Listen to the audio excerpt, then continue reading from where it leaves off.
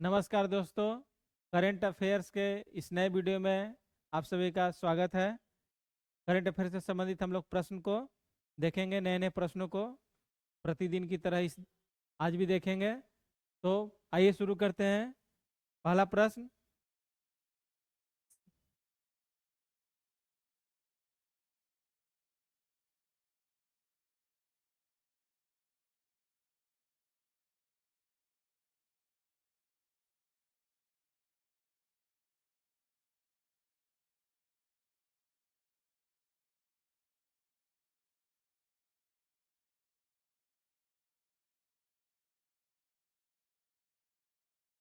सांख्यिकी और कार्यक्रम कार्यान्वयन मंत्रालय एमओएसपीआई ने भारत में आधिकारिक सांख्यिकी तथा तक निर्बाध पहुंच की सुविधा के लिए किस पोर्टल की शुरुआत की है?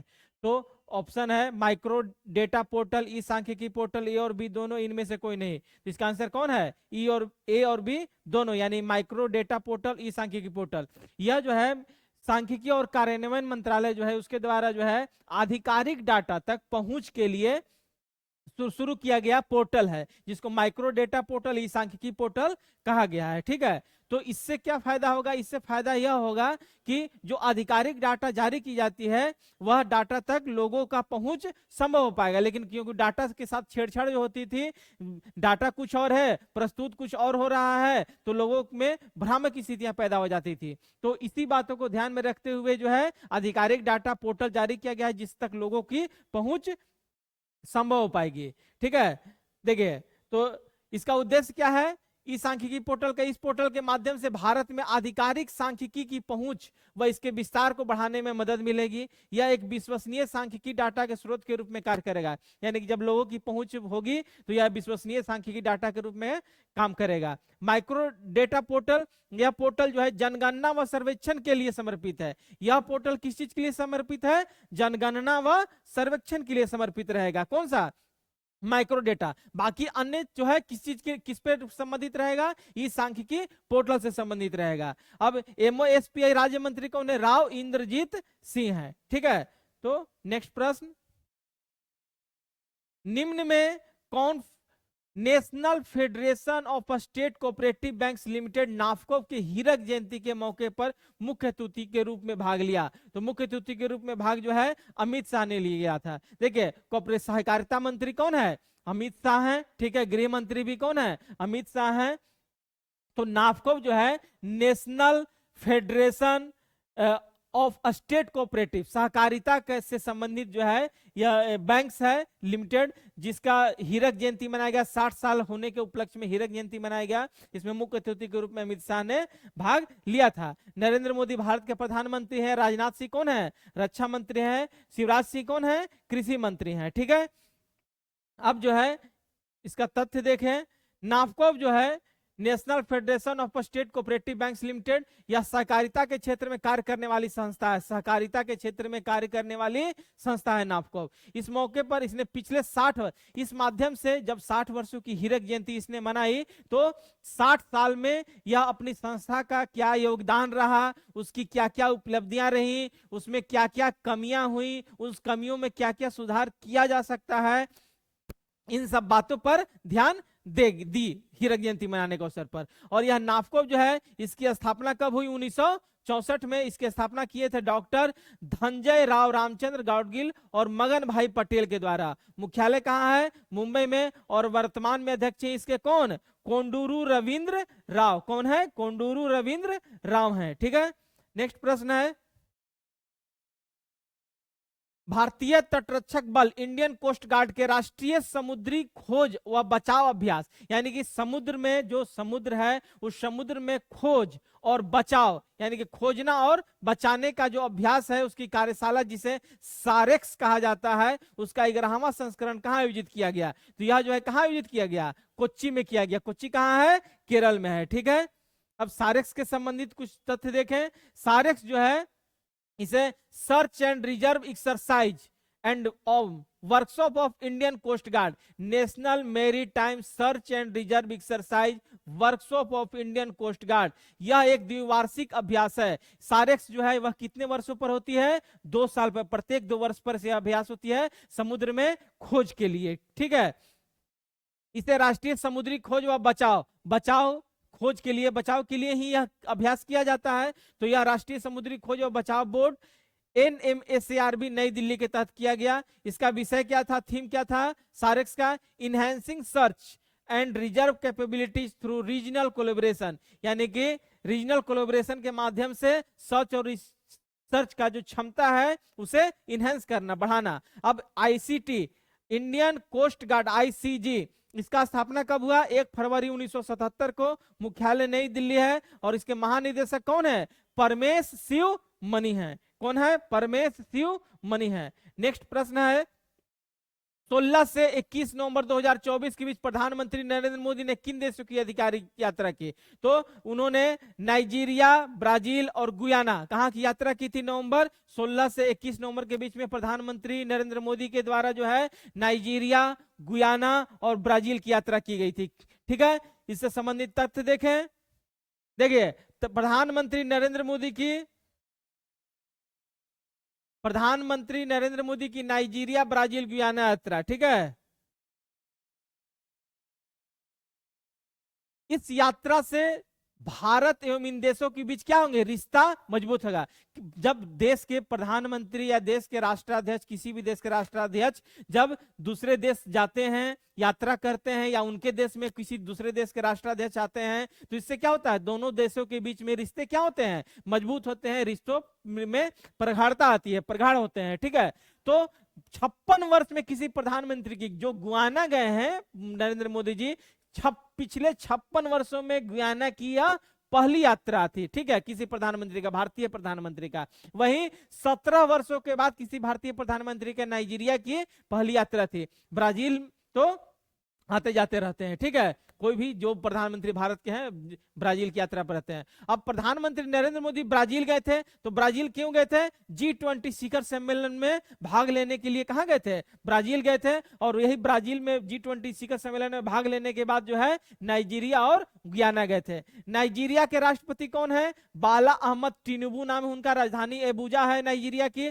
और नाइजीरिया की मुद्रा नाइरा है। गुयाना का राष्ट्रपति मोहम्मद इरफान अली, राजधानी जो है जॉर्ज टाउन, प्रधानमंत्री मार्क फिलिप्स, और मुद्रा जो है गुयानास डॉलर है। गुयाना की मुद्रा कौन है, गुयानास डॉलर। ब्राजील के राष्ट्रपति कौन है, लुइस इनासियो लूला दा सिल्वा। कौन है राष्ट्रपति ब्राजील के, लुइस इनासियो लूला दा सिल्वा। राजधानी ब्राजीलिया है और मुद्रा क्या है, रियाल है। ठीक है, क्या है, रियाल है। नेक्स्ट प्रश्न, वैश्विक अंतरिक्ष अन्वेषण सम्मेलन, वैश्विक यानी विश्व स्तर पर अंतरिक्ष में होने वाला अन्वेषण रिसर्च 2025 कहां आयोजित हुआ। तो कहां आयोजित हुआ, नई दिल्ली में आयोजित हुआ। कहां आयोजित हुआ, नई दिल्ली में आयोजित हुआ। ठीक है, देखिए वैश्विक अंतरिक्ष अन्वेषण सम्मेलन, ठीक है, जिसको इंग्लिश में बोला जाएगा ग्लोबल स्पेस एक्सप्लोरेशन कॉन्फ्रेंस। ठीक है, GSEC। ठीक है, आयोजन कहां हुआ, नई दिल्ली में। जब कोई आयोजन होता है तो उसका आयोजन करता होता है, यानी कि कोई ना कोई उसे आयोजन करता है। तो इसका आयोजन करता कौन था, इंटरनेशनल एस्ट्रोनॉटिकल फेडरेशन। ठीक है, कौन, इंटरनेशनल एस्ट्रोनॉटिकल फेडरेशन। इसका उद्देश्य क्या था, कोई भी सम्मेलन हो या फिर सैन्य अभ्यास हो, हर चीज का एक उद्देश्य होता है। तो इसका उद्देश्य क्या था, अंतरिक्ष यात्रियों, इंजीनियरों, वैज्ञानिकों, उद्यमियों, शिक्षकों, एजेंसी प्रतिनिधियों एवं नीति निर्माताओं के बीच समन्वय स्थापित कर एकजुट करना। यानी कि वैश्विक अंतरिक्ष अन्वेषण सम्मेलन जो है, इसमें अंतरिक्ष यात्री, जो अंतरिक्ष की यात्रा करने वाले यात्री हैं, इंजीनियर हैं, वैज्ञानिक हैं, जो बिजनेसमैन हैं, उसके अलावा शिक्षक हैं, इस सब जो है और अलग अलग देशों के जो नीति निर्माता हैं, वो लोग सब जो है एकजुट होकर इस विषय पर क्या कर रहे हैं, चर्चा किए, विचार विमर्श किए। अब अंतरराष्ट्रीय एस्ट्रोनॉटिकल फेडरेशन क्या है, अंतरराष्ट्रीय एस्ट्रोनॉटिकल फेडरेशन जिसकी स्थापना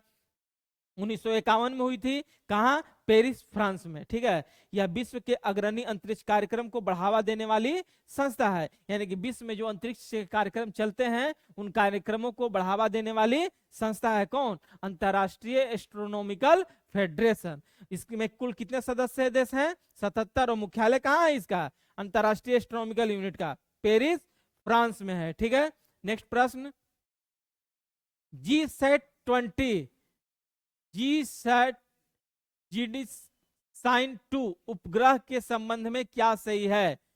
इसे स्पेस एक्स के फाल्कन 9 रॉकेट से सफलतापूर्वक अंतरिक्ष में प्रक्षेपित किया गया।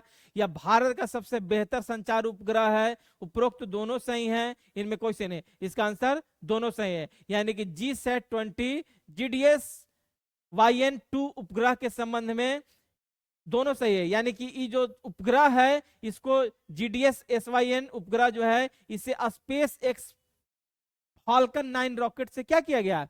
अंतरिक्ष में प्रक्षेपित किया गया। ठीक है, और यह भारत का सबसे बेहतर संचार उपग्रह है, यानी कि कम्युनिकेशन के क्षेत्र में यह सबसे बेहतरीन क्या है? उपग्रह है। ठीक है, अब इससे संबंधित तथ्य देखें।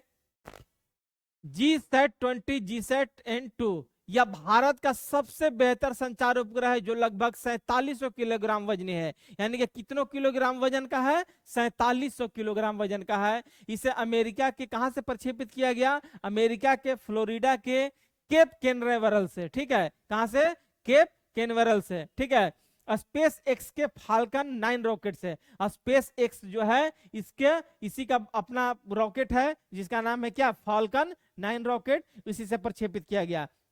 उद्देश्य क्या है? इस उद्देश्य है इसका कि जैसे ये क्या है, GSAT-20 से जो N2 जो छोड़ा गया है यह भारत का सबसे बेहतर संचार उपग्रह है। तो संचार के जो सुदूर इलाके में जो संचार की कम्युनिकेशन नेटवर्क की जो प्रॉब्लम है उसी समस्या को दूर करने के लिए इसे क्या किया गया है? प्रक्षेपित किया गया है। ठीक है, अब स्पेस एक्स क्या है? स्पेस एक्स कंपनी जो है उसके मालिक का नाम है एलन मस्क। ठीक है, क्या नाम है उनका? एलन मस्क, बहुत बड़े बिजनेसमैन है, अमेरिका के कंपनी है। यह एक निजी अमेरिकी अंतरिक्ष परिवहन सेवा कंपनी है, यानी कि स्पेस एक्स जो है क्या है? यह प्राइवेट है। जैसे होता क्या है कि स्पेस वाली बहुत सारे देशों में चीजें जो हैं या संस्था जो हैं वह सरकार के नियंत्रण में होती है, लेकिन स्पेस एक्स क्या है? अमेरिका का एक निजी अमेरिकी अंतरिक्ष परिवहन सेवा है। ठीक है, इसका मुख्यालय हैथॉर्न कैलिफोर्निया में है और स्पेसएक्स की स्थापना हुई थी 14 मार्च 2002 को। इसी उपग्रह के लिए स्पेसएक्स एवं इसरो के वाणिज्यिक शाखा न्यू स्पेस इंडिया लिमिटेड ने आपस में साझेदारी की, यानी कि यह जो उपग्रह प्रक्षेपित किया गया है इसी के लिए इसरो की जो वाणिज्यिक शाखा है जिसका नाम है क्या? न्यू स्पेस इंडिया लिमिटेड, उन दोनों उसने न्यू स्पेस इंडिया निकल यानी NSIL और स्पेसएक्स मिलकर क्या किए हैं? साझेदारी किए हैं। ठीक है, अब इसरो क्या है? भारतीय अंतरिक्ष अनुसंधान केंद्र, इंडियन स्पेस रिसर्च ऑर्गेनाइजेशन। इसका स्थापना 15 अगस्त 1969 को हुआ। मुख्यालय कहाँ है? बेंगलोर। अध्यक्ष कौन है? एस सोमनाथ। और इसके जनक कौन है इसरो के? विक्रम साराभाई। ठीक है, नेक्स्ट प्रश्न। एस्सार समूह के सह संस्थापक कौन थे जिनका हाल ही में निधन हो गया? एस्सार क्या है? कंपनी है, स्टील की कंपनी है एस्सार, ESS। ठीक है, एस्सार समूह के सह संस्थापक कौन थे? तो वह शशि रुइया थे। कौन थे? शशि रुइया। यानी कि देखिए सह संस्थापक आने का मतलब होगा कि 2 व्यक्ति थे। ठीक है, तो शशि रुइया थे। ठीक है, देखिए एस्सार समूह इसका स्थापना कब हुआ? 1969 में। मुख्यालय कहां था? मुंबई में। संस्थापक शशि रुइया और ऋषि रुइया। क्या नाम था उनका? शशि रुइया और ऋषि रुइया। विप्रो समूह 1945 में स्थापना हुआ, बेंगलुरु में है। इसके संस्थापक अजीम प्रेम जी हैं। यह भी जो है आईटी के क्षेत्र में, विप्रो क्या है? इंफॉर्मेशन टेक्नोलॉजी, सूचना प्रौद्योगिकी के क्षेत्र में काम करती है। और गोदरेज समूह जो है 1897 ईस्वी में स्थापित हुआ था, जिसके संस्थापक अर्देशीर गोदरेज और पिरोजसा बुर्जोर्जी गोदरेज। इसका मुख्यालय कहाँ है? मुंबई में है। ठीक है, नेक्स्ट प्रश्न।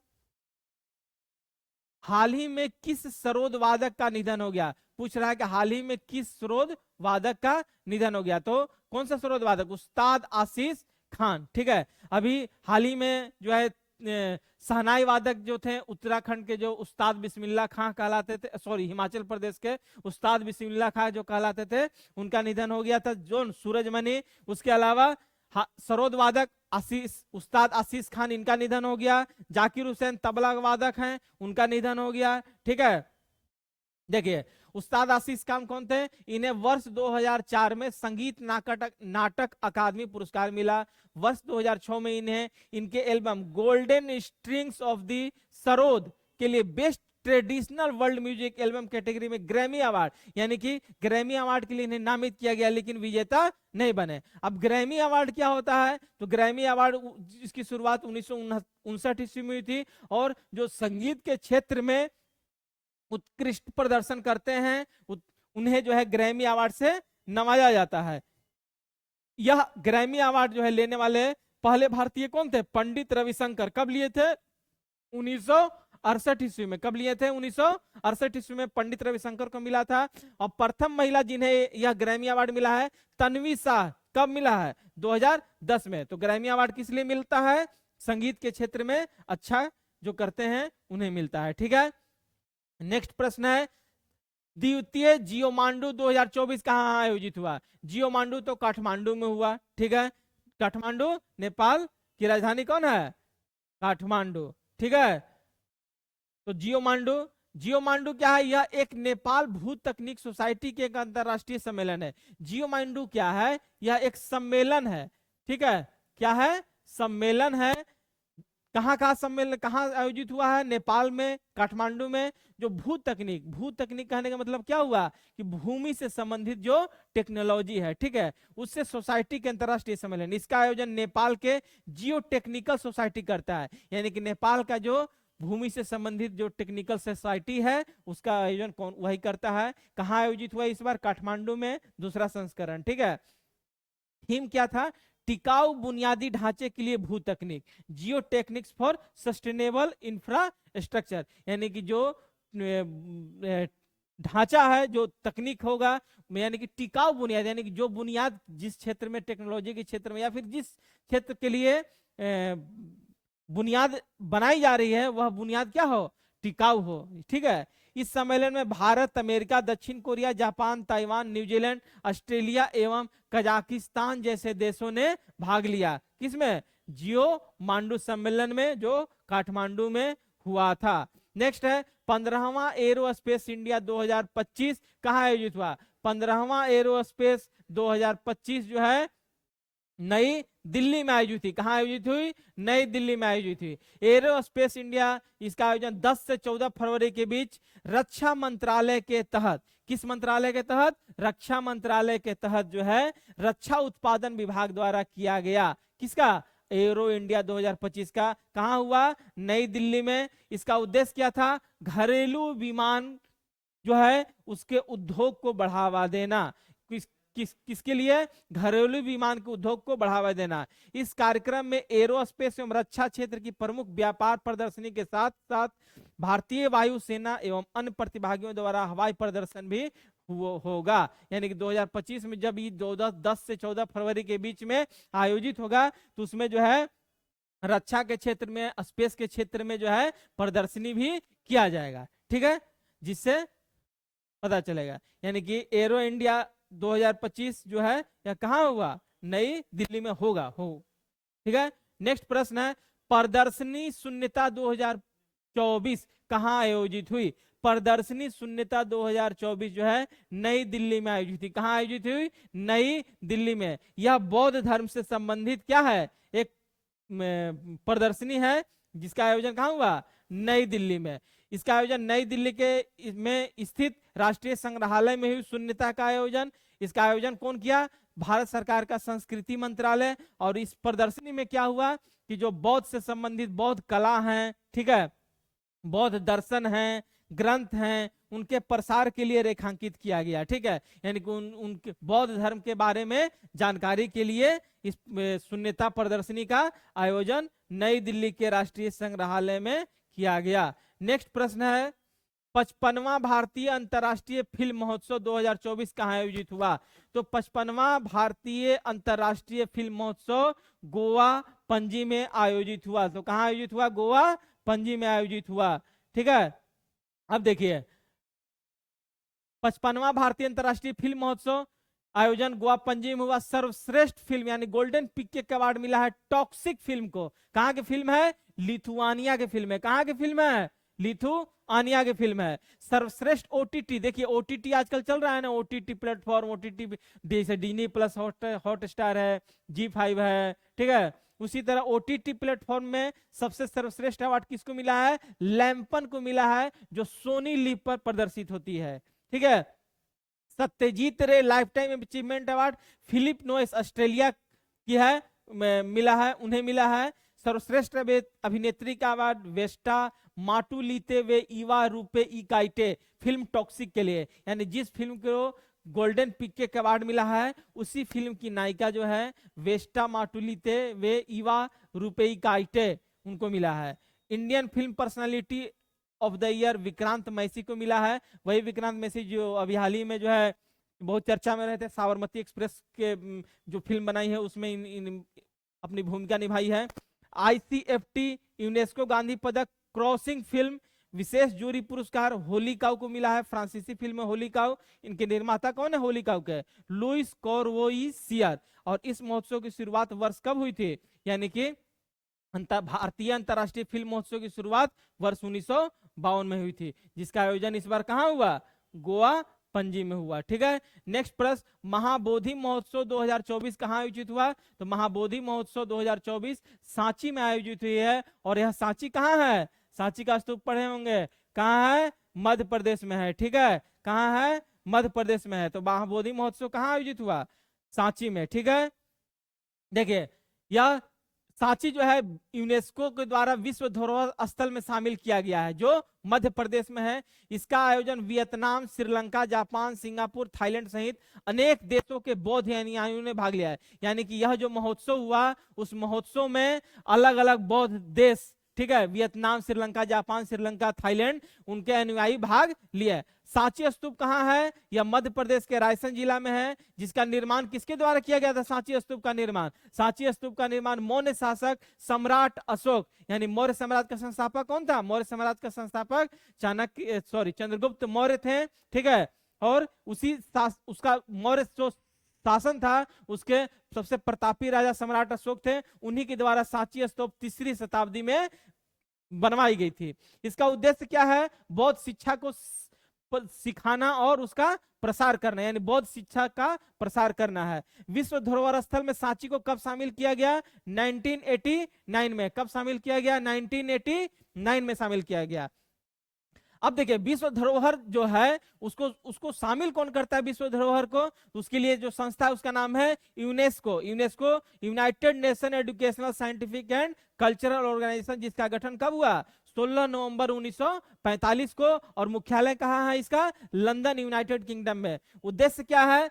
शिक्षा एवं संस्कृति के अंतर्राष्ट्रीय सहयोग से शांति एवं सुरक्षा की स्थापना करना। यानी यूनेस्को का उद्देश्य क्या है कि शिक्षा और संस्कृति के लिए अंतर्राष्ट्रीय सहयोग से, यानी कि अंतर्राष्ट्रीय स्तर पर शिक्षा और संस्कृति का सहयोग लेकर शांति और सुरक्षा को स्थापित करना, ठीक है। और इसका यूनेस्को का मुख्यालय कहाँ है?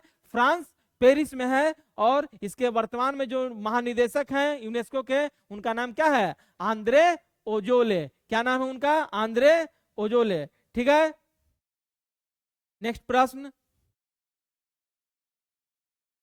59वें अखिल भारतीय पुलिस महानिरीक्षकों का सम्मेलन 2024 कहां आयोजित हुआ? देखिए प्रश्न पूछा जा रहा है कि 59वें जो डीजीपी होते हैं, ठीक है, उनका जो है सम्मेलन 2024 में कहां आयोजित हुआ? तो कहां आयोजित हुआ? भुवनेश्वर में आयोजित हुआ। भुवनेश्वर कहां है? उड़ीसा की राजधानी है। उड़ीसा की राजधानी कौन सी है? भुवनेश्वर है, ठीक है।